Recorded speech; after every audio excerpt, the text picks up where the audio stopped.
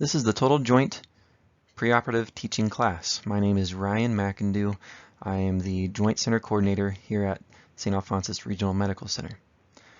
Today we'll be going over how to prepare for a total knee or a partial knee replacement, a total hip replacement, and if you are having a revision of any hip or knee surgery, this will be applicable to you as well.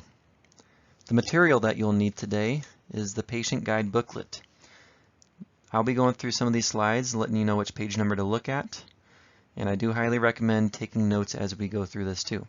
There is a notes page on the very back of that booklet, or if it is easier for you, go ahead and just take notes on a piece of paper, but I highly recommend write stuff down as I go through this today. Not every slide I go through does have a page number. Some stuff does change a little too fast to get out to print and keep up to date that way. So just make sure you have those notes ready for you. About us here at St. Alphonsus, we have been doing total joint replacement for decades now, and we do have a unique program that works for our community here. We have different teaching approaches, both trained orthopedic staff and then a team approach with that staff. What we mean by that is physical therapy and occupational therapy will both see you. They're going to make sure that you can walk safely, get in and out of bed or on and off a chair safely, or even at your bathroom duties such as getting off a toilet or getting in and out of a shower. How to do all that safely. Nursing will be implementing a lot of your cares and of course helping with your medications afterwards, after your surgery is done, and they'll also be prepping you and helping in the recovery process after your surgery. The surgeons, of course, will follow everything surgically going on with you, and that does mean that knee or hip. But there's also nurse practitioner hospitalists that will follow you medically. And so everything will be covered as far as, are you moving safe? Is everything going on and surgically stable? And are you medically stable? All those will be covered before you discharge by this team. We do implement clinical practice guidelines, and what those are, they help give proven treatment through research to make sure that you are getting the best care possible, both for before surgery, how you're preparing yourself, and then for after surgery, making sure that you have a safe recovery and that you have the best possible outcome that we can. And again, those are evidence-based, and they give us the ability to give you the best care possible. We do use a customized therapy approach based off your needs and your physician's preferences. What I mean by this is that we will look at you as the individual and not as a whole group. So we will approach you based off what specific needs you have. And while we have more of a generalized approach for how we want to see each patient, we will then customize it based off what you have to deal with. And then also based off what your physician is wanting for you as well. Discharge, we are doing many discharges on the same day of surgery now. And with that, again, we use a lot of research to make sure that you are having the best possible outcome with that and that you have a satisfied stay as well. We do have patients who do have to stay 1 or 2 days still, and this is just based off of, again, the individual, and your surgeon is the one who's going to make the decision as far as what is the best plan for discharge, and we will then go from there based off how you progress. If you do have to stay the night, do not be surprised if we can discharge you before noon on that day. We do a lot of the therapy in that morning if you stay the night, and everyone will round that needs to round on you that morning as well. Our goal is to make sure that you have a safe, comfortable, and quick recovery. It is important to have a coach or family member there to help you once you get home. Coach is just a term that we use for whoever will be assisting you at home after surgery. It is important to go ahead and open up your booklet now to the page right before your table of contents. And this gives the outline of what we expect from that person, the coach, who will be helping you at home after your surgery. To give a quick overview of this, a coach is an adult or group of adults who can help you with those first nights at home, and we do say at least the first 3 nights at home that you will definitely need help. The help you'll need with is with mobility, meals, and medication. When I say mobility, you can do a lot of things independently, such as sitting or standing from a chair, getting in and out of the bed. However, they're there to help make sure that you are safe with that. And so they are not expected to be able to try to lift you with those movements, but more of just make sure that there's nothing you're going to trip over, that if for some reason you stand up and you get a little dizzy, that they're just there to help stabilize you and to keep you safe with walking. Of course, helping with meals and prepping those or getting them ready for you. And then new medications, they can help keep track of the new meds you'll go home with, whether it be new pain meds or your anticoagulant, for instance. They're there to help make sure that you're taking what you need to be taking and that you're following the guidelines that we have for you once you're home for taking those meds. This person should probably drive you to your first follow-up appointment. Now, it's important to have this person to do this part so that they can help give feedback too about your recovery process from surgery up until that first follow-up appointment. And they can learn alongside with you at that appointment to just know what the next steps are for your recovery. The coach will also remind you of ways to stay safe. They're there to help make sure that you do things the right way, whether it be walking, standing up straight, staying close to your walker, just things like that, as far as keeping good mechanics and doing things a safe way, they're there to help make sure that you keep those until they become more of a habit for you.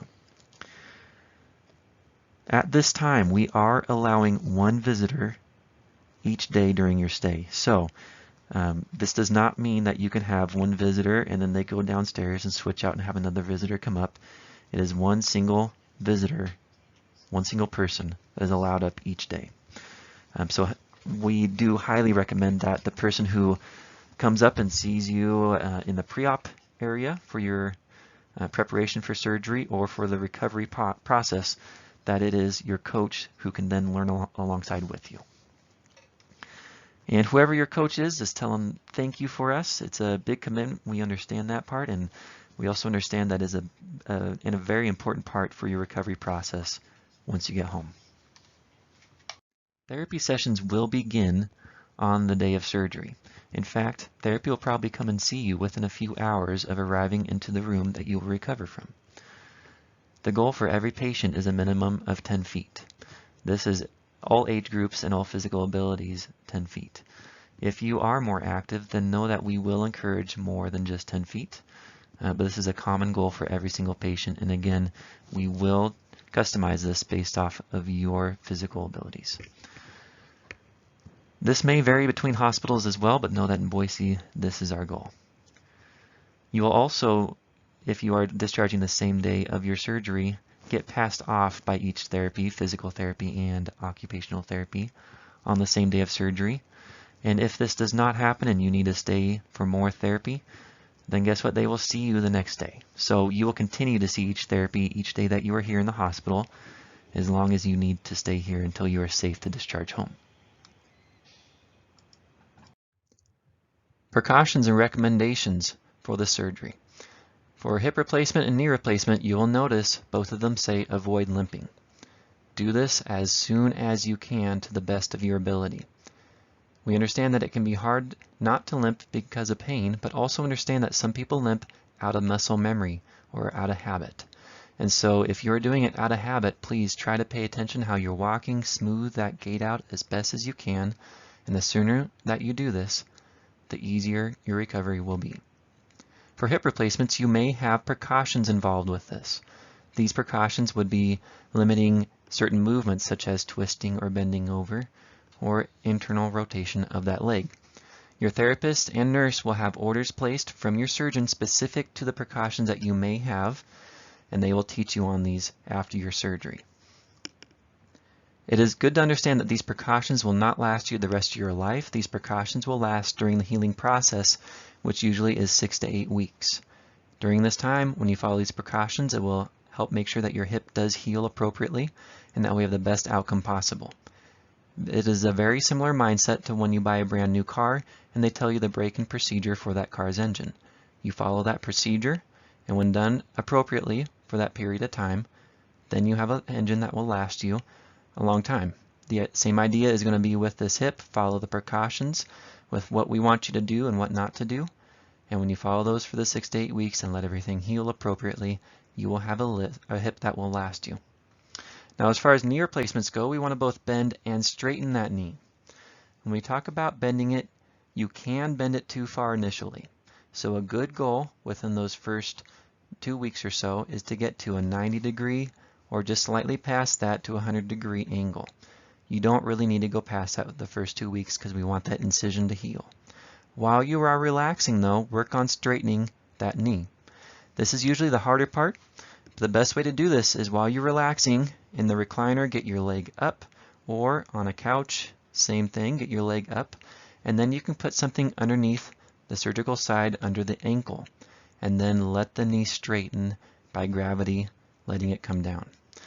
When the ankle is up like that, the knee will straighten easier, and do this exercise while your pain is controlled. You do not have to do this all the time. You do not have to sleep with it straight at night. But while you're awake and your pain is controlled, work on straightening it. The idea is that you'll be able to be weight bearing as tolerated after the surgery. If it is any different, your surgeon will let us know. When we say weight bearing is tolerated, that means that you can put all the weight through that surgical side as much as your pain will tolerate. It is safe to do so. You will not hurt that joint. As far as the pain goes though, get a feeling for that the first time that you stand up. Don't take steps forward immediately, but stand in place and take steps in place. See how much you can handle through that joint, and then you'll find out if you need to use the walker to take some of the weight off of that leg with the steps moving forward. Get an idea standing in place first. You are able to sleep in any comfortable position that you want. You can sleep on your side if you want to. You can sleep on your back. Some patients like to sleep on their stomach. Whatever is comfortable, go for it. Pillows will be handy though. Have those between your legs. That will make it more comfortable. And if you're on your side, you might want a pillow in front of you or behind you to lay into to get comfortable.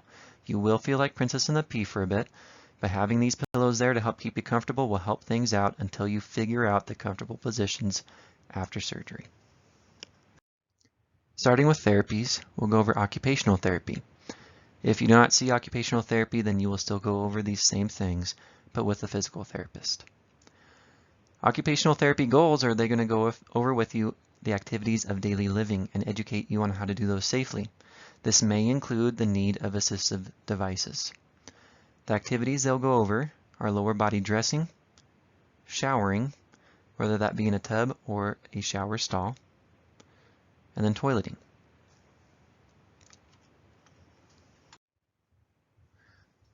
Now on page 6, we're going to go over some of this equipment that you may need. At the very least, what we need you to have prepared for home will be a front-wheeled walker like I have circled here. This is where you have the wheels in the front and the posts in the back. The second thing that you absolutely need is either this shower chair if you have a walk-in shower. You can also use these for tub showers many times. However, if you don't mind spending more money, tub transfer benches do work better for a tub shower. This is where the wider the chair is, it can then go over the end of the actual tub itself. You sit on it, then you scoot back and swing your legs over the tub. This can make that part a little bit easier, but yes, it can still be done with a shower chair if needed. As far as other items that we're going to go over here real quick, first is going to be the dressing stick or reacher. You'll notice the one that we have here. This is the best type to get. This can act also as a dressing stick when it's got the notch at the end like I just drew on, and that does help with getting dressed as well. This is the style reacher that's going to be the strongest. The ones that have 2 clamps that come together will not be as strong for these items as far as getting dressed and all that, so just know that this is the best type of reacher to get if you're going to go and buy one. Now sock aids, those are a couple different styles as well if you want to get one. That's how it looks right there. This is not to be confused with the sock aid that are used for compression socks. This is just for regular socks. There are hard style that are plastic, or there are soft style that are more of a cloth type. Your therapist can then recommend based off how you're doing with which one you may want to get. Those will help with getting socks on so you don't have to break a 90-degree plane. with your thighs to your body, to your torso, such as if that's the precaution that you have for a total hip. It helps with going down if you cannot reach your toes, just from pain as well. It makes that part a little bit easier. Now, elastic shoelaces, you can go ahead and get those if you want, especially for people who have diabetes and you may have to be in orthotic type shoes. If you need to use those types of shoes, elastic shoelaces will help. Main reason being is that you will have swelling that goes down to your feet and ankles. This helps make sure you're not having to retie every single time and make your life easier. Long-handled shoe horns can be handy as well. You notice we specifically said long-handled, not short-handled. Again, if you have these precautions with bending at your hip, long-handled shoe horns will make this process easier. Now with raised toilet seats, not every person will need raised toilet seats. If you have the chair height toilet seat already at home, many times that will suffice just fine. You don't have to worry about it. If you have the regular height toilets, this may be something that you want to get. The recommendation I have is if you're having a hard time getting off the toilet currently right now, then you may need that toilet riser afterwards. Also, you'll notice that the toilet risers come with handles. They are removable. So sometimes if a patient is just needing that extra height to stand up and nothing to push off of to stand, then you don't necessarily need the handles, and they can make it harder to wipe and that sort of stuff as far as being on the toilet. If you do need something to push off of, that is where you have the handles present and you can push off and then grab the walker and start walking. As far as shower chair goes, again, you will definitely need one for home so you do not have a fall in the shower itself. It is important to remember that 80% of falls happen in the bathroom, and it can be from fatigue. We can avoid this one altogether by having a shower chair that you can sit in and not have to worry about getting fatigued and slipping in the shower. Have this there, it is very important. Again, you can either get the shower chair or a tub shower. A little hint here as well, if you do get a shower chair, do not get one with handles such as what you see on the toilet riser. Those will get in the way and it'll make your life harder. Have one without handles on it. Also understand that you do not have to get these other items besides what I specifically mentioned you need. So toilet riser, reacher, those items you don't have to get. If you want to, you can, or if it's recommended by the therapist, then they can have our case managers in the hospital order them for you and have either delivered to your home or have ready for pickup on your way home. Also, it's important to know that you don't have to buy all these items brand new. You can get many of these items from a secondhand store. So you can get them from a Salvation Army, Vincent St. Paul's. If you want to get something like that from those places and you don't mind having a used item, many times you can find them there for cheap. A lot of these items are not covered by insurance. That is another reason why maybe getting it used can help. Front-wheeled walkers many times are, but everything else I mentioned besides that front-wheeled walker are not covered by insurance. Now, physical therapy, they're going to be the ones that more focus on functional, general mobility, and safety. So, can you get out of your bed safely? Transfer from your bed to your chair or vice versa? Are you walking with good gait and walking safely? And if you have stairs at home, are you doing your stairs safely? They will also help make sure that you understand your exercises that will be done after your surgery. Physical therapy goals that you need to meet before you go home. You'll find them listed on page 13. You need to be independent in and out of your bed. Do not be surprised that if in the hospital, your nursing does not automatically help with getting things done for you to get out of bed. We do want to see and evaluate how you do with doing this task, and we will help as needed, but know that automatically we are not going to be lifting the leg to move it. We want to see your strength and mobility. Independent, sit to stand with your walker. You'll notice some of these do say also with crutches. These are for people who come in with crutches. They will go home on crutches, so sometimes they're getting this surgery due to an injury. If you have no experience with crutches, you are definitely going to be using that walker. Now, as far as independent sit to stand, when you do this, again, do it safely. We can help you if needed, but we need to see you do this without our assistance. We also want to see you walk independently 150 feet with your walker. This does not mean you do it by yourself, but this means that we are there watching you, but we are not having to assist with you walking. You are doing it independently as we are there making sure you're still safe. Also keep in mind that 150 feet walk, that means that you are walking out 75 feet and then walking back 75 feet. This needs to be how you do things at home as well. Gauge how you're doing.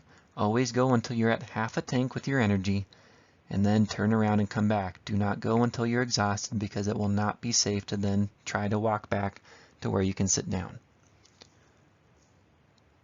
You need to be safe to go up and down steps.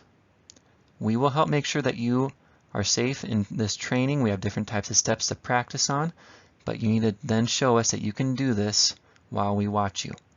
There's, again, different steps to do, or if you just have a threshold with one step to walk into your house, we have that as an example as well. But just know you'll practice on what is closest for your home and will not discharge you until you are safe with us. We want to see you be independent with your home exercise program. Again, they will go over these exercises of what are specific after your surgery, and they will individualize this for you. But you need to demonstrate that you can do these when you go home. The last thing, you need to demonstrate your consistent safety awareness. I need you to show us how to do all of these items safely. Do not get overconfident in that you try to do things by trying to do it a faster way. Show us how to do it safely, and in doing so, you will find that you have better outcome overall. Don't try to cut any corners.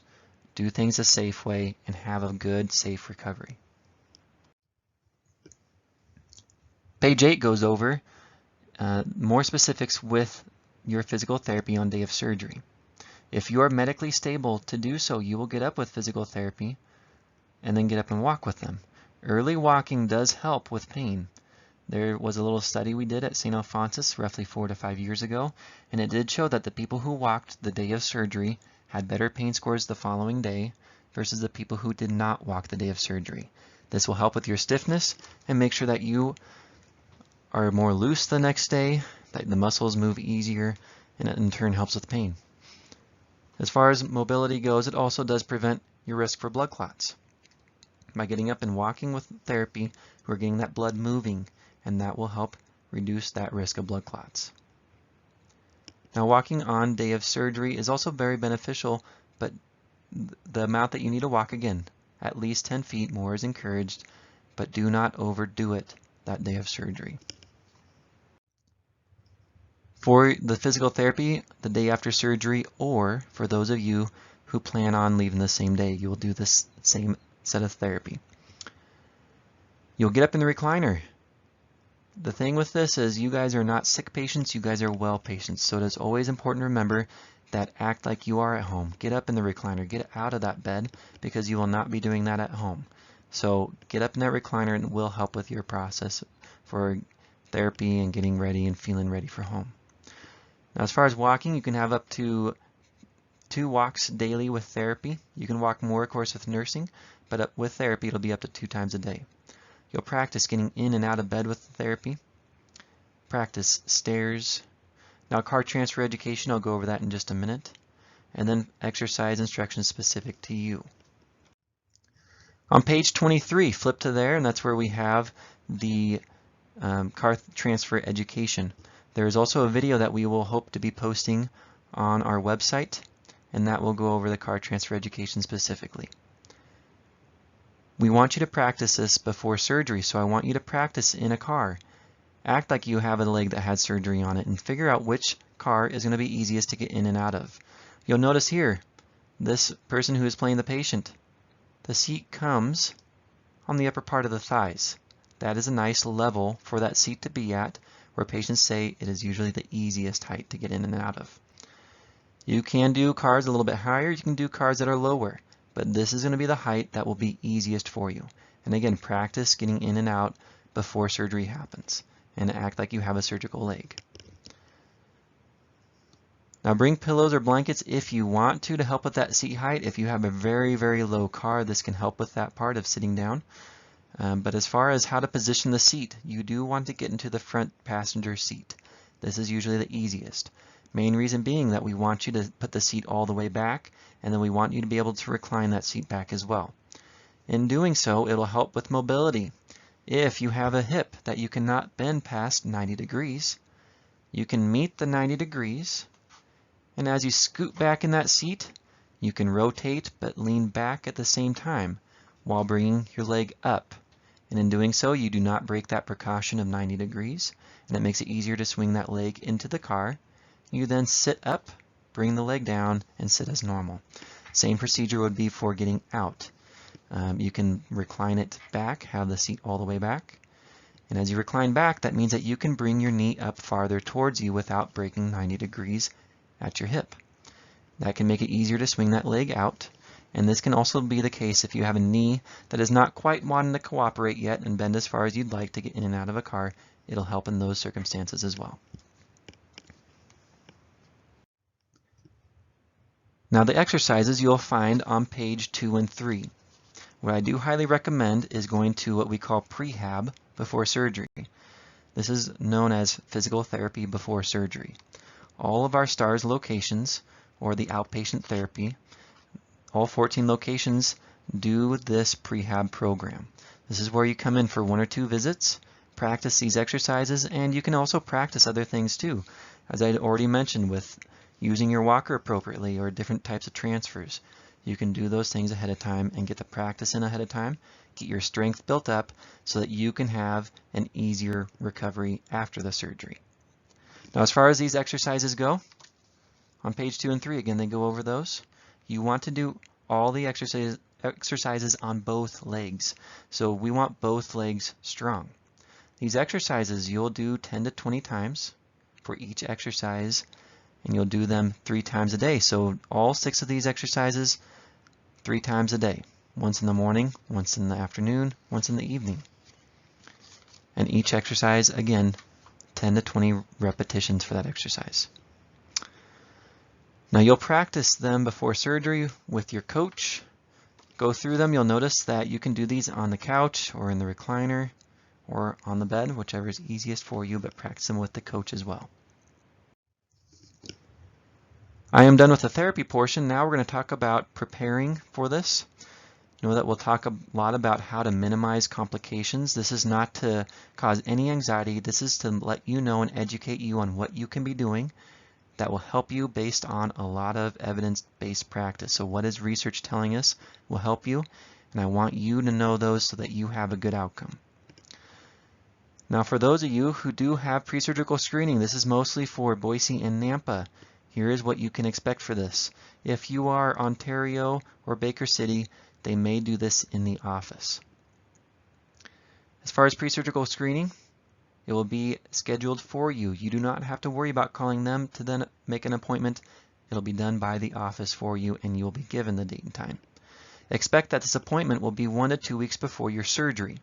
The purpose is to obtain baseline information about you. We want to do things like lab work and see how that's looking. Maybe we're going to do a EKG to check your heart health. They're going to want to get to your health and surgical history. We'll do a lot of testing just to make sure that you are safe for the surgery before it happens. In Boise, there will be a nurse practitioner hospitalist that will see you at this appointment, and they will evaluate you after your surgery as well. Bring a list of the medications you take to this appointment. Do not bring the medications themselves unless you are coming to the hospital for your admission, and you can bring multi-use items such as eye drops, inhalers, and nasal sprays. Those multi-use items are okay. You'll need to get clearance once you get in the hospital. Let them know you brought them, and we'll get it okayed. Anything that is pill form, we will provide. The nurse will tell you what medications they want you to take the morning of your surgery. They'll tell you this at this appointment. Do not be surprised if they tell you to stop taking aspirin or other types of NSAIDs, such as ibuprofen or naproxen. Tylenol is not going to be on that list. It is safe to take because Tylenol does not affect your bleeding. These other NSAIDs do. This will include all over-the-counter herbs and supplements and multivitamins. An example of an herb and supplement that does affect your bleeding is turmeric. A lot of people I see take this for pain relief with their joint, but this will affect your bleeding, and so they'll have you go off of this prior to your surgery. They'll have you stop these at least 7 days prior to your surgery unless you take aspirin for heart-related issues. If that is the case, they'll tell you when to take it until a safe period of time and then stop. And this can be for any type of anticoagulant. If you take that currently before your surgery, they will also tell you at this appointment when the safe period of time will be to stop it and then restart. You'll be given a chlorhexidine gluconate, or called Hibiclens, scrub to be using at home. I listed it as CHG here to make it a little bit easier. Now this scrub, you'll go home and use it a total of 3 times. There will be directions on how to specifically use it, and I'll just do a brief overview on this. When we say the 3 times after you use it, it actually starts 2 days before your surgery. The 3rd time will be the morning of your surgery. So the example would be, if you have surgery on Wednesday, you'll start on Monday. 2nd time will be Tuesday, and the 3rd and final time will be Wednesday, the morning of that surgery. When you use a scrub, start using clean clothes every time. Don't reuse any clothes, and then also anything that you need to use to wash yourself or dry yourself with, clean as well.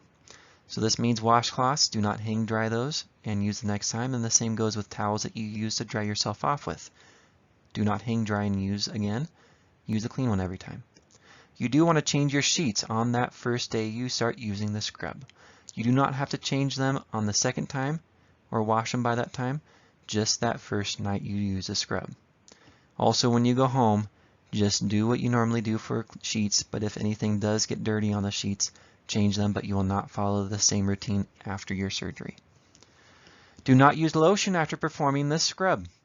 If you missed a tiny spot with the scrub, then what will happen is if you use lotion, you rub lotion around, and that little spot where there's some bacteria sitting will be rubbed all over your leg or anywhere on your body, and we're back to square one. So do not use lotion once you start using the scrub, so that the 2nd or 3rd time you will get full coverage by using this scrub. The likelihood of missing a small spot every 3 times is very unlikely. The likelihood is that the 2nd or 3rd time you will get full coverage when you add all of them together. Do not shave your legs for 7 days prior to surgery, but really this goes for anything that causes any sort of cut, nick, or open sore. For instance, it is summer, so I have patients who are gardening or, for instance, mowing or using a weed whacker. Be careful when doing these activities. Anything that can have a rock flip up and hit you in the shin, cause a sore like that, if it's within 7 days, do not be surprised that your surgery will have to be delayed until that is healed. If anything like this does happen, we want you to call the office right away. Do not wait till morning of surgery to inform the surgeon about this. Let them know as soon as you can. On page 5, it's going to go over how to clean and prepare your home. I'll go over the basics here real quick. Make sure that you have all your laundry ready, including clean towels, washcloths, and sheets. Once you start using that soap we just talked about, the scrub, please do not let pets sleep in bed with you. This will also go for at least 2 weeks after your surgery. Pets can cause a risk for infection, and we want to have them completely off the bed just so that nothing happens. So not even on top of the covers, we need them off the bed. If your pet does like to jump up on the bed in the middle of the night, then we do need to get them out of the room. Have a plan in place for this. I do understand that this can be a big headache for a lot of patients out there, but know that this is to make sure we limit the risk for infection and that you have a good outcome for the surgery. Pick up any throw rugs, electrical cords, any tripping hazard, get it out of the way. This will ensure that you have clear pathways with your walker and that you don't trip over anything causing any injury. I also recommend practice with your walker ahead of time. So if you can get your walker before your surgery, practice going through your house. Make sure that you can get through your hallways, through your bedroom without having any furniture in the way, and that you can also figure out how to get in and maneuver around your bathroom with your walker. Again, falls, the most likelihood of where they will happen is going to be in the bathroom. So practice with that walker. Figure out, do I need to walk through the doorway sideways because you live in an older house with a skinny doorway for the bathroom? If that's the case, figure out how to do that safely. And I, again, always recommend when you go to the bathroom, keep the walker with you. What I do not want to have happen is to where you have a fall walking to the bathroom because you're in a hurry. Have your prioritization like this. I'd rather have you have an accident where you have to change your underwear and your pants rather than have an accident where you fall and injure the knee or hip or injure your head. So just know that you can always clean it up if an accident happens, right? If you don't make it to the bathroom in time. But having an accident happen where you have a fall, we do not want that. We can avoid that. Practice going through your house, how to maneuver around everywhere, and this will help make sure that you have everything made easier when you go home after the surgery. Bowel care, you do want to write this one down. You do want to prep yourself with something like a stool softener like Colace or Docusit, or a fiber supplement such as Metamucil or Miralax, and start at least 3 days before your surgery. The big reason being is that anesthesia alone can cause constipation. Pain meds can also cause constipation alone. Not walking as much can cause constipation alone, but now we have all three of those things combined, which can really cause constipation for some patients. Prep yourself with one of these items. If you already take it, keep taking it. Don't make any changes. But if you do not already take one of those medications, start at least 3 days before your surgery, and this will make things easier for you afterwards. For what to bring to the hospital, page 4 goes through all of these items that would be necessary to bring. Keep only to these necessary items, and that will make our life and your life a lot easier, especially when you don't have family that can come help bring items in and bring items out. As far as the booklet that we're going over today, the patient guidebook, bring that with you when you come to the hospital. Also, if you have a living will or advance directive and it is not in our system here at St. Alphonsus, please bring that with you the morning of surgery or a copy of it. We will scan it through into your electronic record and it'll be there from that point on. It is important to have, especially for patients who, say, have confusion after anesthesia, that sort of thing. Many times power of attorneys are listed in these documents, and it lets us then go to talk to the people whom we need to talk to that you would like to advocate for you, and just help make the decisions that need to happen, whether it be figuring out the discharge process, that sort of stuff. It'll just help smooth anything out, and especially during this time where it's not as easy to have, again, visitors come in and speak for you. This helps out tremendously. Comfortable, loose-fitting clothing, shorts or pants, 1 or 2 changes. Now shorts, those can be more comfortable for a total knee patient, mainly because pants can tighten around a knee when you bend it. So whether you're standing to sitting, moving around in bed, whatever it might be, shorts can be more comfortable. As far as pants go, you can still wear those. In fact, sometimes, again, they're more comfortable for you. Or hips, you can wear shorts or pants, it does not matter. But you do want to have something with a elastic waistband. So an elastic waistband will be more comfortable because swelling will set in, and anything too tight will get uncomfortable, or at least make it more difficult to get on. So something loose fitting with an elastic waistband. For women, if you want to wear a nightgown, that's completely fine. I highly recommend, though, bring whatever you plan on wearing at home so that you can practice getting changed into those items rather than having to figure it out when you go home. Rubber-soled shoes with a back, easy to on and off, closed heel, closed toe. So like I mentioned earlier, orthotic shoes are fine with elastic shoelaces. You can wear slippers, that's fine as long as they have a rubber sole with a back to that heel. I do not want to see anything like a Birkenstock or Crocs or flip-flops, anything like that that can slip off real easily, because then what happens is it's a tripping hazard. So be safe with that. Wear something that will stay on when you walk and have that rubber sole to it. Personal hygiene items.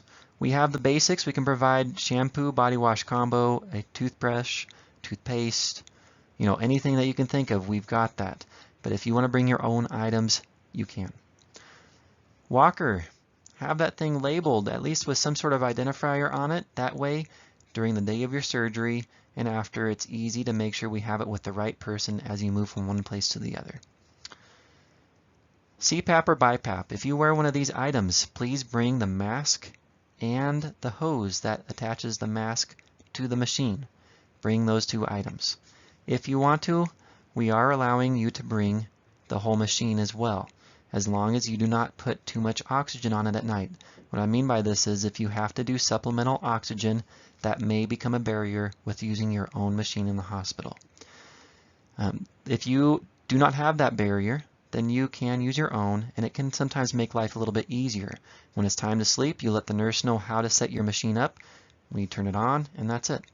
Rather than having to use our own machine, where we have to go, have respiratory therapy, gather the equipment, bring it up, and then get the settings that you use at home onto this new machine. It can simplify things by using your own machine. There is a waiver involved that you will have to sign that does state that we did not test your home equipment, but once you do so, you can use it. As far as valuables go, please leave them at home. So that means any jewelry, including, your wedding ring, any bracelets or watches, any earrings or necklaces. Anything like that you have to take off for your surgery. And we recommend don't take it off in the hospital, take it off at home and leave it at home. Again, there's not family that can come in with you the day of surgery. So this will just make sure that you know where these items are at all times and make that part easier. Glasses, hearing aids, dentures. We ask that you please bring those with you. Those are going to help make sure that you are learning appropriately, that you can read anything we give you, that you can hear us when we're educating you, and of course make anything easier with eating. So please bring those items, but bring the cases that they go into. As far as that goes, don't leave them on a food tray. I cannot tell you how many times I've had items accidentally get lost by being set on a food tray and getting covered up by napkins or the lid for the plate. Also, do not leave any of those items sitting on your bed. It can get tangled up into a blanket. I've worked on this on the 9th floor in Boise for about 9 years. And one time as a nurse on the floor, I actually needed to get glasses tangled up in a blanket without realizing it. We did find them, but it is not easy once they leave the room in the linen bag to track down. Cell phones, please, you can bring those. Don't worry about this part. In fact, it makes communication even easier without the visitors being able to be present. So you can bring your cell phone. You can bring the charger for that. We can plug it in for you at night, however works best. And we do provide free Wi-Fi, so if you want to do something like a FaceTime, that can make that easier as well. As far as your day of surgery, directions will be given by your surgeon's office or pre-surgical screening if you are to follow this process I will mention right now. Only follow this if your surgeon wants you to do this, or they state so at pre-surgical screening. Now, the night before surgery, they're going to tell you to be drinking. After midnight, no solid food, but the changes for a lot of patients coming in now is that we want you to drink the morning of your surgery. For non-diabetics, this Ensure pre-surgery drink is what we would want you to drink. It is listed right here with this picture. They are providing it at your pre-surgical screening, or it can be available at many of our St. Alphonsus MedNow pharmacies. Again, you'll notice it does say pre-surgery. It's a very specific Ensure. That is a clear carbohydrate drink. This digests very fast. This means that you can drink it and within 2 hours your stomach will be empty and this will be digested. But in doing so, you'll also be hydrated by drinking this. So with this drink the night before, in the morning, repeat and use this Ensure drink. And we want you to have this completed by 2 hours before you arrive. The reason we want you to do this is so that you show up ready for that surgery in case, for instance, someone cancels in front of you and now you're up for surgery when you show up, or in case you accidentally show up late. Those are instances where this will make life easier for both the OR staff to make sure that we stay on schedule and for you, all right, to make sure that you are safe. If you follow these rules, again, with drinking and stopping this 2 hours before you arrive, you'll be safe for the surgery. The outcomes will be no different. There's no higher risk following these protocol than if you were to not drink after midnight. Okay, your stomach will be empty either way. You'll be just as safe. The reason why we are doing this, where we want you to drink, is that the carbohydrates do kind of give you a little bit more energy that day. By drinking, again, it'll be hydrating those kidneys. They're not going to be as stressed, which means that anesthesia will not even stress it out even more, right? We'll have kidneys that are hydrated and they can handle anesthesia easier. Also, with this, you're going to be an easier IV stick, and it does show through the research and what we're seeing at St. Alphonsus, it does reduce your risk for nausea. So we just see better outcomes and see patients tolerate surgery better. Again, no solid food after midnight. You'll perform your last surgical scrub that morning before you come in. No lotion again, but also no makeup that morning. And we do not want fingernail polish on your fingers due to the oxygen sensors that we put on your fingers. Fingernail polish can cause those to not read as well. Only bring necessary items to the hospital. That's a little reminder there. When you do arrive to the hospital and you come through the main entrance, you will be greeted by a screener. They're going to follow our COVID policies, and once you do get cleared from there, you will then go up to the pre-op area. You are allowed to have one visitor with you. Again, the one visitor for the day is allowed to come up with you to this area. You're going to review your medical and surgical history at this point, and also they're going to verify what medications you took that morning. This is, again, given to you by the nurse at the pre-surgical screening. So please follow what they tell you of what you can take that morning. It is very important. You will meet with the anesthesiologist in the pre-op area, and they're going to discuss the type of anesthesia you will be receiving. It is good to get information from your surgeon prior to this as far as what to expect of the type of anesthesia you'll be receiving, and they can give you a little bit more information on this as well. What I can tell you is that we do most of our surgeries with a spinal anesthesia. And with that, again, they have to give you more of the information on this, but just know this is the type of anesthesia that does cause numbness down your legs. With this, we do not have to give you general anesthesia during the surgery. This does not mean that you will not receive anesthesia to help you sleep during the surgery. This just means that type of anesthesia with general anesthesia where you have to have essentially ventilation for breathing, where there's a tube down your throat. We do not do that. You're breathing on your own. Again, they can give you more information on what this type of anesthesia is more like, but just know that we try to do an anesthesia that you can recover from easier, which is what our evidence shows with a spinal anesthetic, and this helps dramatically with our same-day discharge population as well, with being able to get up sooner, with less nausea, and just with a better recovery process for you. You will sign the consent for the anesthesia that you decide on with your anesthesiologist and go from there. The surgeon or one of his assistants, one of his PAs or nurse practitioners, will help sign your leg, your extremity, with the one that you're going to have surgery on. You'll be asked by this time, about 1,000,000 times it feels like, of what you're having surgery on. They will make it official after asking you by signing your leg, and you will be off to the OR. After prep, you will be wheeled over to the operating room. Know that you'll be in the operating room for about 2 hours. This includes surgical prep, where they will get you positioned onto the table and draped and cleaned. And what we used to do more often was insert a Foley catheter during this time. A Foley catheter is a line that they insert all the way up to your bladder that then empties any urine that you're making. Instead, what we do now for vast majority of our patients is we have you pee while you're in the prep area the morning of your surgery. That way you'll have an empty bladder during your surgery, and then after your surgery you will then be monitored based off our guidelines and orders to make sure that we keep your bladder within a certain range of how full we would want it to be. We'll make sure that we get you up to go to the bathroom and pee once you are safe to do so. We do have an ultrasound machine that we can then use to also keep track of how full your bladder is. And if needed, we can intervene based off our orders to then insert a catheter to empty that bladder if you are unable to pee afterwards. It is a very low percentage that this happens with patients. However, if needed, we have it available. All this is to give you the best outcome possible and to minimize the catheterizations. By doing so, we will minimize the risk of having any sort of urinary tract infection and helping you have the best outcome possible. Once your surgery is completed, we also transfer you to the bed that you will recover in. So that is the nice part about this, is that you won't have to worry about transferring to another bed out of the OR. You'll be placed straight into the bed that you recover in.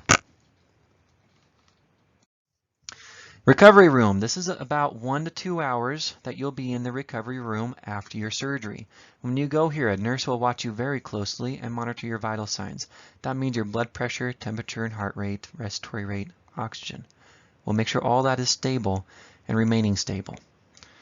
Well, sure, anesthesia is wearing off. That means that if you've had general anesthesia, that you are waking up enough to come to the floor. Or if you've had a spinal type of anesthetic, that your legs are starting to wake up, that you can start to tense and feel those thighs. If you have any pain, they'll manage that afterwards, along with any nausea. If that does happen, we'll make sure that it is well managed during recovery. What will happen is the anesthesiologist will come by and they will check on you and give the final sign-off before you come up to the floor. After PACU, where you have stabilized, you will then transfer to the room that you recover in before you go home.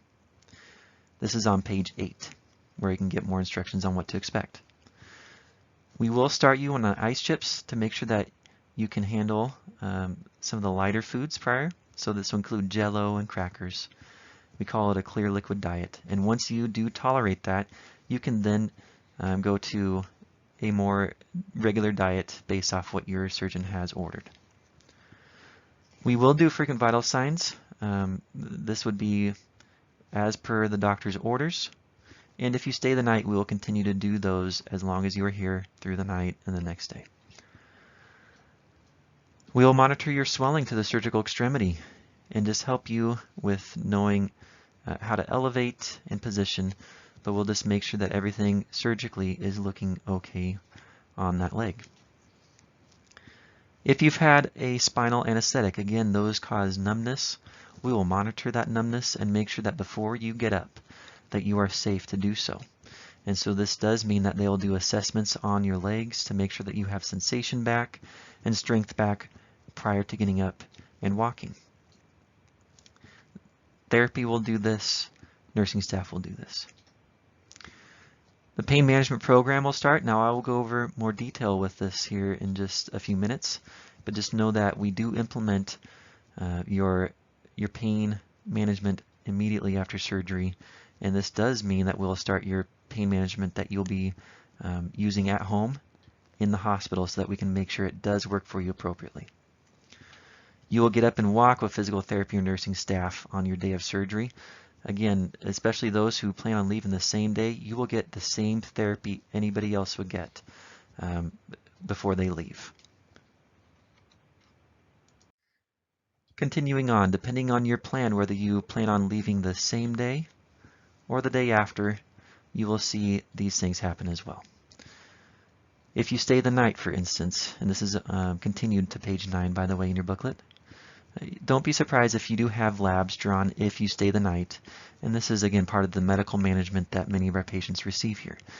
Labs may be appropriate, and they will be drawn, if done so, early in the morning, as early as about 5:30, to make sure that those who round early, such as our nurse practitioner, hospitalists, and surgeons, can have these lab results to look at when they round. We will continue with that pain management program. We do have orders to stop IV fluids as directed by the doctor's orders, and they want to make sure that you can tolerate drinking water or other fluids and that you can keep them down without nausea. So we encourage you to be drinking water as soon as possible, and once you have met the doctor's orders, we'll get the IV fluids stopped. We will wean you off of oxygen as soon as we can. Now again, some patients have to stay overnight because they do have an oxygen need. So this means possibly the next morning we're working on this part again. But the goal is you will be off of oxygen before you go home. It is important to deep breathe and cough to help open those lungs up during this time as well. We will get you dressed in your own clothes up in the recliner prior to you going home. And so just know that we will mimic a lot of things that you'll be doing at home to make sure that you are comfortable with that before you go home. Now, as far as the pain management program, I'll go over that in some specifics here, but know that on page 10 it goes over the basics of pain control. Now, pain is subjective. It's 0 to 10 scale. You tell me what your score is, and we go off of that to then medicate you based off the appropriate medication. Please tell us if your pain regimen is working or if it's not. Communication with your nursing staff is key for this part, so keep us apprised on how your pain is doing and whether the pain medication you received is working. Have a realistic goal for your pain. Unfortunately, we will not be able to take all your pain away after this surgery. However, we will get you to a comfortable level of pain. So have that in your goal that you will have pain, but is it comfortable or not? When I say comfortable pain, this means that you can take a nap and it is not keeping you up. Also that you can do therapy and is not causing you to have to stop therapy. Yes, you do have pain, but you can still tolerate activity and be able to sleep. If it is uncomfortable, I want you to tell me, and that's when we go get your pain medication for you. So keep in mind, again, comfortable pain is the goal. The moment it starts to become uncomfortable, let your nurse know so we can medicate you. Now we do try to use a multimodal pain management approach. This means that we are using different types of pain medication that have different effects. When we can get a more all-encompassing type of pain control by having these pain meds specifically hone on types of pain, you will notice a difference in your pain control. We also try to focus on pain medications that have the minimal type of side effects involved with them so that you have a safe recovery. I'll go over some of the basics here. Each surgeon might do things slightly different, and so again, I'll just go over the basics of these. Talk with your surgeon at your preoperative appointment about the plan for your pain control so that you can understand it before your surgery happens. Many of our surgeons are doing an intra-articular injection. This is with a hip or a knee. This injection has a variety of medications involved with them. That helps with numbing the area around that joint for a little while, and also it does have anti-inflammatory type medications mixed in with it. This will help for the first 24 to 48 hours especially, and you will feel it wear off many times. This does not mean that you'll jump from, say, a 2 for your pain to a 10. You many times go from comfortable to slightly uncomfortable. You maybe have to rest or take some pain meds for it until your body either gets used to it or the pain pills kick in. And so just give yourself some time and rest once it wears off. Relax and you'll be okay. Many of our same-day discharges go home without this injection wearing off, and they do not call back for any pain issues. It wears off and they do okay. Just anticipate that it will happen and be ready for it, and again, relax or take pain meds for it until your pain improves. Oral pain medication, there can be a variety of pain meds that you may see available to you. More and more, I am seeing Tylenol being scheduled for your pain control. A steady flow of Tylenol can actually help out more than you would think for a total joint replacement, so your surgeon may get this for you. Tramadol is a type of pain medication also called Ultram. It is classified as an opiate, but is on the lighter side of things, which means that the side effects are not as strong. But we are finding that for many total joint patients, this does work very well and gets you to that comfortable level of pain control. Oxycodone. This is a medication that is stronger. It is an opiate as well. It does have stronger side effects involved too. We use it only as we need to, and many times if you take Tramadol, it is at least there as a backup in case your pain is more severe due to getting up and moving. As far as meloxicam, that's a type of anti-inflammatory that I'm seeing, along with Toradol, another type of anti-inflammatory. Meloxicam, some patients are getting this in the hospital and going home with it. Celebrex is another one very similar to meloxicam as well. Toradol would only be used in the hospital if needed. Lyrica, I am seeing that one used as well for nerve pain. Just a few doses in the hospital can help out and actually last up to a month to help suppress that shooting nerve pain or burning nerve pain from an incision. So some surgeons are going to that. Baclofen is something that I am seeing used in the hospital and sometimes sent home with. That is a muscle relaxant type of medication. So this one can cause drowsiness. Be aware of that. Again, drowsiness can be affected by or from this medication. But when you can take it for those stiff, cramping muscles, it can help with that type of pain. Now again, based off what your physician's preference, you may see some of these. It can also be based off of what your medical history is, with what you can tolerate, with what your allergies may be. So know that there's a lot of variables in the pain medication part, but we'll do what's safest for you and what can help you the best. IV pain medication, do not think that IV pain meds will be used on a regular basis during your stay. It is not a big part of your pain management. It is only there to make sure that if the pills are not giving you the pain management that you need, that it is a rescue medication that then gets you back under control until we figure out what medication does work for you orally. So again, this is not going to be relied upon for your general pain control. To continue on with our pain management program, we'll talk about how to stay on top of your pain. It is good to understand that most pain medications are available every 3 to 4 hours. It is important, though, not to think of that as a schedule with your as-needed pain medications. Just know as soon as they are available, which is commonly 3 to 4 hours, but only take them if you need them. So again, if 3 to 4 hours has come by and you still feel comfortable, you do not need to take the pain medications at this time. Wait until you get to the point where you start to feel uncomfortable and take your pain medication that is available to you at that point. Let your nurse know and be on top of that. Take your pain medications with food. That is an important part of this. A little tip for when you're at home is you can have some saltine crackers or something like that at your bedside if you need to take some pain medication at night. But the important part is take something with the pain medication to have on your stomach so that it is not so harsh on you and causes any nausea. It is also very important that we talk about pain relief options that are not medication related. So there are other things you can do besides medications to help ease your pain and make you comfortable. Ice is something that is very important. A common routine that I see our surgeons say is 20 minutes on and 40 minutes off once you're home. So that'll be 20 minutes of ice on, take it off for 40 minutes, and do that repetition while you're awake. We do not use the ice machines here at St. Alphonsus. And what I mean by ice machines, some may be familiar with this already, but they are essentially this little device that has a cooler with ice water in it, a line that goes to a pad that wraps around, for instance, a total knee. And it pumps the water through this pad. None of the water touches your skin, but it keeps cold water going through it. These devices both are very expensive, and through our clinical practice guidelines and through research, it shows that they are not a huge benefit when looking at your recovery process. We get the same recovery by using a simple ice bag.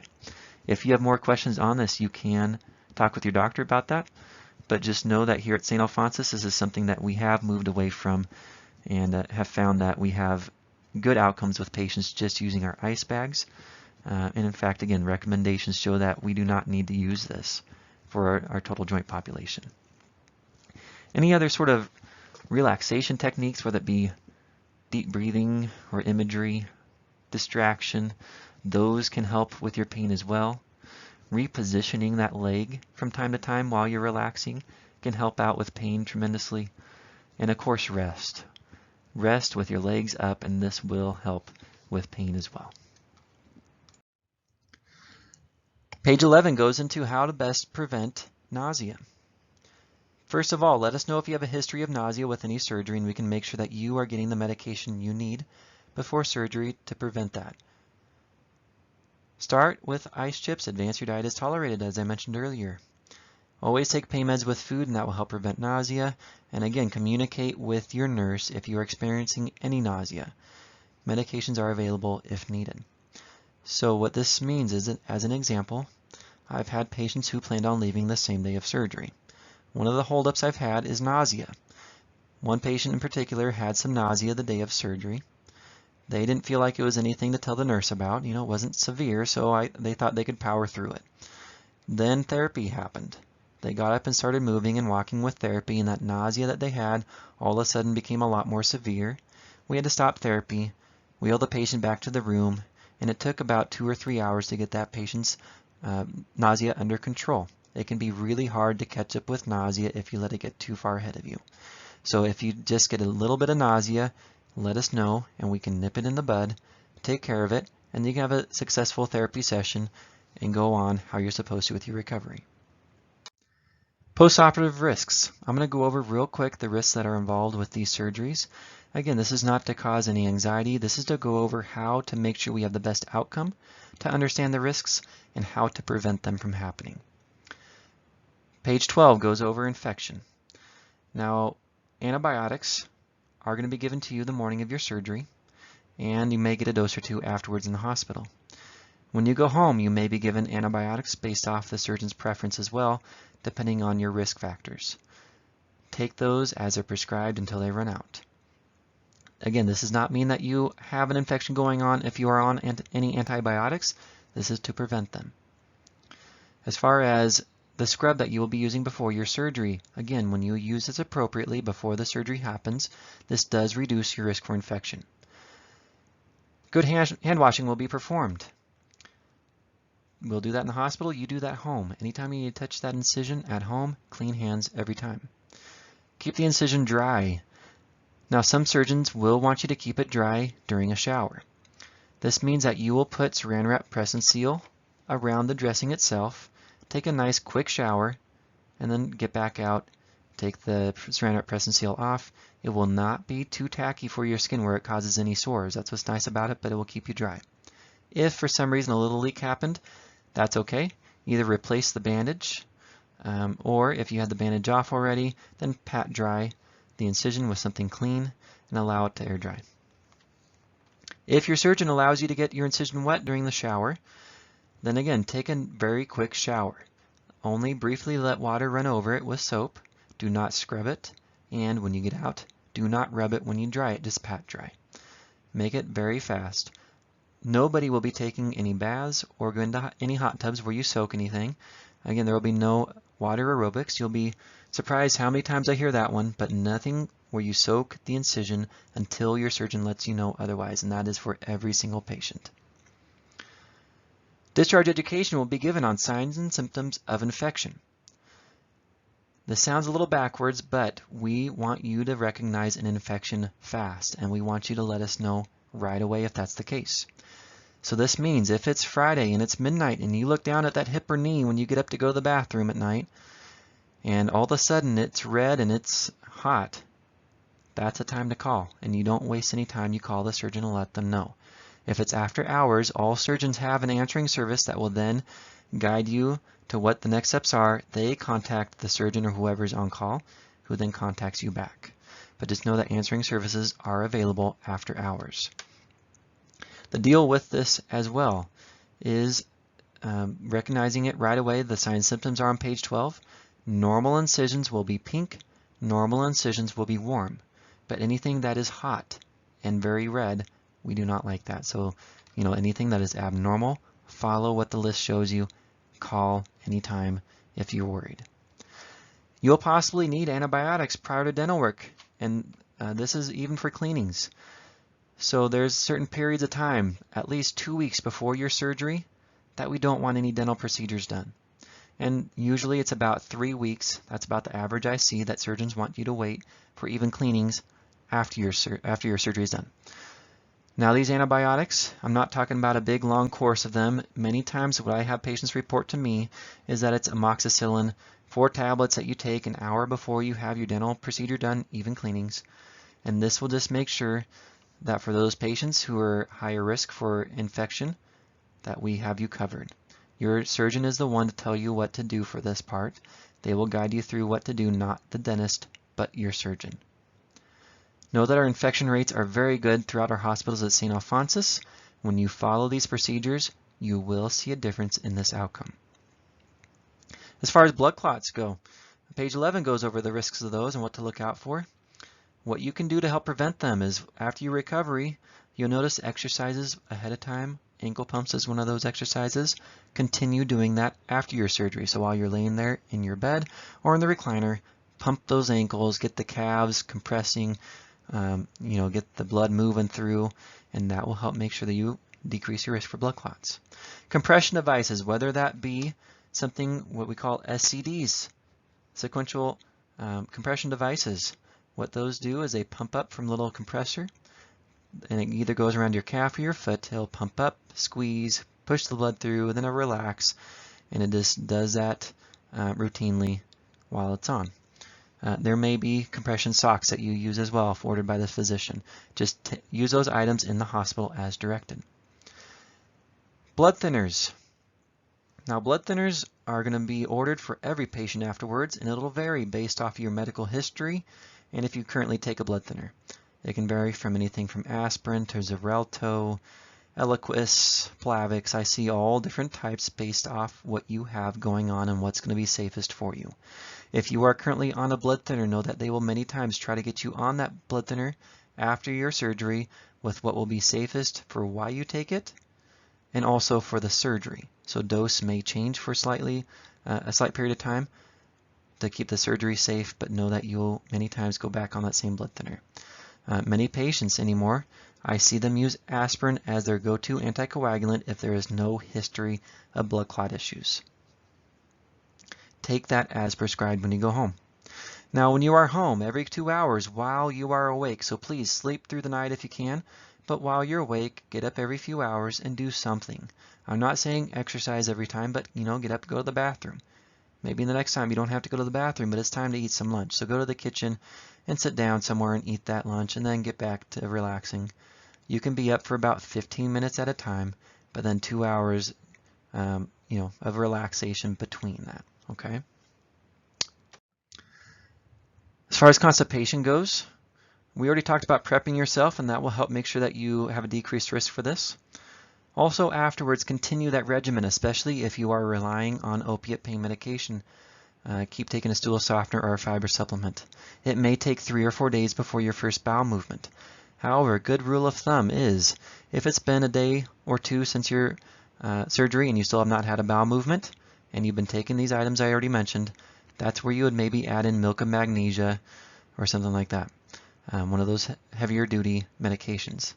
If you need to do that and it's been a day or two, please take it. If it's been 3 or 4 days and you still do not feel a bowel movement coming, this is probably where you need to get an enema or a suppository involved now. And many patients can give that to themselves and do that safely. So if you need to do that, you can. If you have any questions about this, you can call the office and see what the next steps would be. But again, just remember, it can be 3 or 4 days before that first bowel movement. If you want to, you can increase your fiber in your diet. That's great. But if you want to increase your fiber, increase the water in your diet as well. And that will help make sure that the fiber actually works appropriately. Page 6 and 8 go over risk for falls. This is a risk that is easily preventable, and that is by being safe. So that means always call for help when you get up in the hospital. Even standing edge of bed, we need to be there with you. Don't ever get up by yourself or with family unless you are told otherwise. So again, no family is there right now. If that changes and family is present, then you can get up with them. But just know in the hospital, you need to get up with staff unless your therapist says otherwise. At home, use a nightlight, pick up, throw rugs, get all that tripping stuff out of the way. Nightlights, they're making them fancy now. You can get a nightlight that is actually motion censored. And the moment that you start moving and getting up out of bed, it's going to go off and you can see where everything is and safely get up. Please continue to use your walker until you are told otherwise. Many times the rule of thumb is you will use that walker until it is in your way. So until you get to the point where you say, I don't know why I'm using this, it's just slowing me down and I don't need it, then you can stop using it. Up until that point, use your walker and be safe. Many times, a lot of our patients are still using that walker to walk into their 2-week appointment. Pets, do not trip over your pets. So yes, remember the infection risk that can be involved with them, but also understand that they can pose a fall risk. So with your pet, know where they are at all times when you're walking around. Again, you will go home on a blood thinner. These blood thinners, again, will be prescribed by your surgeon and take as directed by your surgeon when you go home. This will reduce your risk for blood clots, but there are some side effects that are expected. You will be expected to bruise up and down that leg. Do not be surprised if it's all the way down to your toes and up to your butt as far as the bruising goes. So you will bruise, it's expected. You will bleed slightly more than normal. That is also expected. However, I'm just going to go over the risks that can be involved with any blood thinner, including aspirin. And always remember, any medication you take, there are side effects. But I'm going to go over the side effects that can be involved with those and how to prevent them from happening. If you do experience any of these items in red that I have listed here, then you contact your primary care physician or go to the ER. The first couple of them, vomiting blood. It looks like coffee grounds when you do this. It's just the way that blood is digested. It will have these brown or black specks in the vomit, or red or black colored stool. If you are taking iron, do not let this concern you. However, if you are not taking iron and you have the red or black colored stool, this can be a sign of a bleeding that's happening. Now, I have seen this not very often at all, but the few times I have were patients who went home taking aspirin. Sometimes NSAIDs can be hard on your stomach. the best way to take an NSAID is with food on your stomach. Now, aspirin, if that is prescribed, many times it is twice daily. It is best to take it with breakfast and then best to take it with dinner if that is the case. This will help it be digested easier. If you still get an upset stomach taking it this way, then you call the office and let them know you're not tolerating that, because we do not want you to suffer through 30 days or so of taking an anticoagulant like that. If you have a stressed out stomach trying to digest this for 30 days straight, that's where a gastric ulcer can develop. So just be on top of it. Let us know if you have any issues and we can help you out. Unusual bleeding that does not stop after an hour or red or dark brown urine. There are some medications that patients can be sensitive to and work too well on them. We want to find a nice threshold. Where are you safe with the surgery, with anticoagulation, while still being effective at preventing blood clots? If it is working too well where you're just bleeding and you can't get it to stop, you let the surgeon's office know or your primary care physician, and then they can dose you to the appropriate dose from there. If you fall and hit your head, you are at a higher risk for something happening as far as an injury goes. And the main reason being is that anticoagulants will cause, if there's a bleeding happening, it'll cause you to bleed more, or at least bleed longer. So this is why I mentioned already, we stress not falling. If you fall and hit your head, you're a higher risk for issues to happen with a blood thinner in your blood. So if this does happen, you call the office or just get checked out. But do not take this lightly. Be serious about it. We want to make sure that you stay safe. As far as miscellaneous information, driving. Do not expect to drive as a patient for 3 to 4 weeks after your surgery. First of all, that leg, whether it be left leg or right leg, it may be happening sooner or later. Can you use the pedals safely is the key part. So can you lift that leg and use the pedals easily and safely? That's your first check off. The next thing is, are you on any medication that can impair your driving? The example is opiate pain meds. Those will impair you. So please be safe with that. Once you can use the leg safely and you are off of anything that can impair your driving, that's when you can start driving. Your surgeon needs to be the one that helps make that decision with you. And if you need to get anything like a handicap placard for parking, the surgeon's office is the one who will help you with that. You will have a discharge planner, also known as a case manager, involved in your care. Their goal is to make sure that you have a safe discharge home. So that means if there are any gaps needed to be covered for a safe discharge, they step in. An example is if you need to have home health ordered for you. Now, of course, everybody is expected to have a coach help them at home, but if your coach needs extra help to make sure you have a safe discharge home, that's where the case manager comes, orders it for you, and gets it sent to your home. Also, if you need to have a rehab stay, that is also where they stay in. So if you need rehab before you go home to be safe, they will go through with what's covered by your insurance, give you a list to choose from, and then you choose from there, and they will set everything up for you. If you need equipment, sometimes you don't find out till after your surgery that there is certain equipment such as a toilet riser that you do need after the surgery, and they can help order that and either have it sent to your home, have it sent to the hospital, or have it set up to where you can pick it up on your way home. They can help with this process. Assisting with lab work if needed. Many times this is more with the Coumadin patient. If you go home on Coumadin after the surgery, you'll have to have multiple appointments a week to have your blood tested, and they can help set up the first appointment for you and from then on. If you need physical therapy after your surgery, your surgeon will let you know ahead of time. Some surgeons will not do physical therapy immediately after the surgery for at least 2 weeks. Some surgeons want you to start immediately.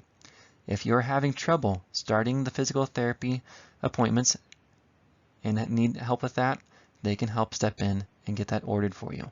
Again, this physical therapy would be in the outpatient setting. We have many locations with St. Alphonsus. You can use other therapy areas as well. Just make sure that your surgeon is okay with the facility that you choose first as well.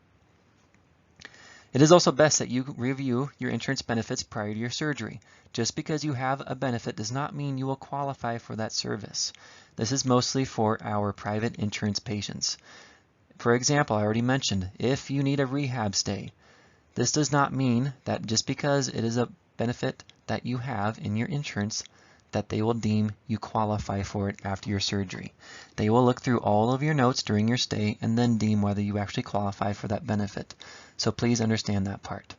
Also, it is good to understand that you will be admitted either as an outpatient or as an inpatient. What this means is outpatient can even stay overnight, but that usually is more of a healthy patient who expects to go home sooner than another patient who has more medical needs. The patient who does have more medical needs to be followed many times will be admitted as an inpatient. This can be determined either by the office or some insurance companies are the ones to determine this type of admission status. It is good to know what you're being admitted as, so talk with the surgeon's office to know. And also, once you find out whether you're inpatient or outpatient, it is a good idea to call your insurance and see what this means as far as expectations for payment.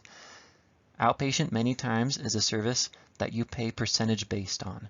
That means that you would pay a percentage of each service that you receive during your stay. As far as inpatient goes, many times this is a flat rate with less variable in your payment.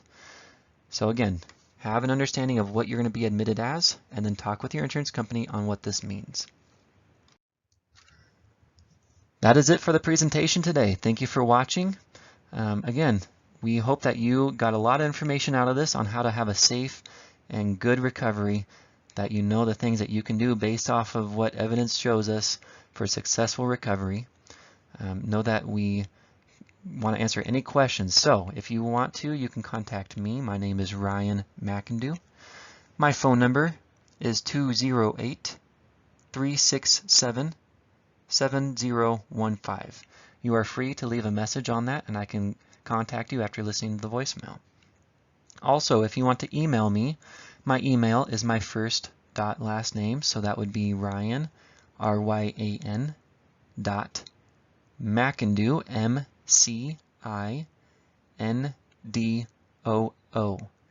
at saintalphonsus.org. That is SAINTALPHONSUS.org. Again, you can email me too, and I'll try to get back to you in a timely manner. Again, I appreciate you listening to this. Contact me if you have any questions, and we hope the best for you. You will do great, and I will hopefully see you after the surgery too. Bye.